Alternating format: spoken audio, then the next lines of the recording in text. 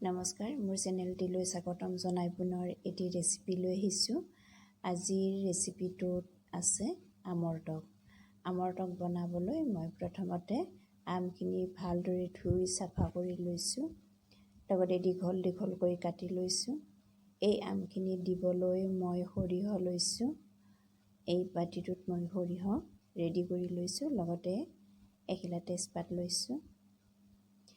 এতিয়া আৰু লগতে লৈছোঁ মই জোল মিঠাই। জোল মিঠাই লৈছোঁ। কেৰাহীখন গেছত পাতি দিলোঁ আৰু গৰম হোৱাৰ লগে লগে তেলখিনি দি দিলোঁ। তেলখিনি গৰম হোৱাৰ পাছতে মই পিঁয়াজখিনি দি দিলোঁ। পিঁয়াজখিনি অকণমান গৰম হোৱাৰ পাছত সৰিয়হখিনি আৰু তেজপাতখিলা দি দিলোঁ। এতিয়া এইখিনি অকণমান মই লৰাই দিম। সৰিয়হ আৰু পিঁয়াজখিনি অকণমান ভাজি লোৱাৰ পাছতে কাটি লোৱা আমখিনি দি দিম।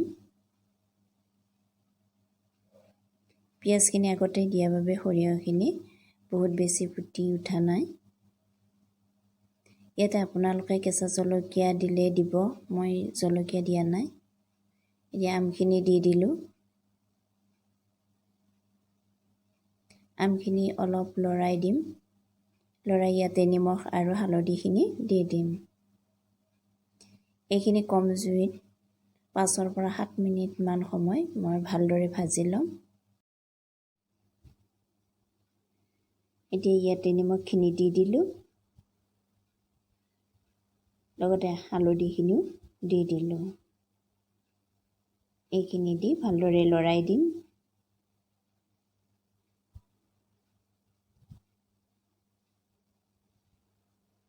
কিছু সময় ভাজাৰ পাছত তাত পানী দি দিম।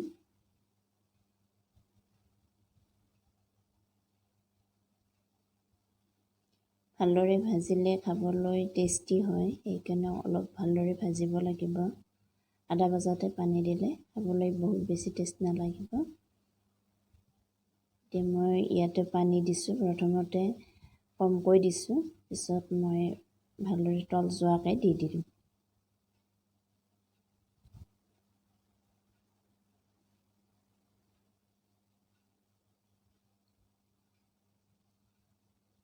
আৰু অলপ পানী দি দিলোঁ।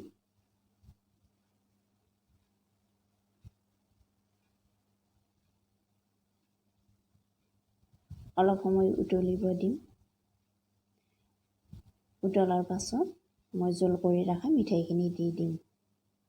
এতিয়া সিজি উঠিছে। ভিডিঅ'টি চাই ভাল লাগিলে কমেণ্টত জনাব। লগতে চেনেলটি ছাবস্ক্ৰাইব কৰিব।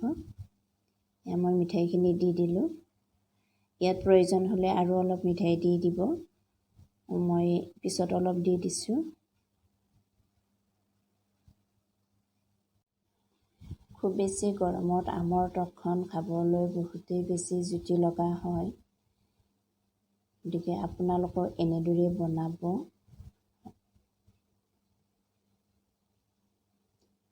মোৰ হৈ গৈছে, খুব সুন্দৰ হৈছে দেখিবলৈ, লগতে খাবলৈও খুব টেষ্টি হৈছে।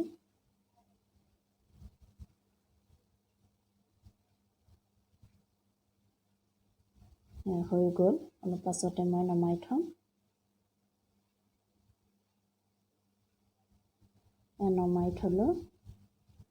ভিডিঅ'টি ইমানতে শেষ কৰিলোঁ। ধন্যবাদ।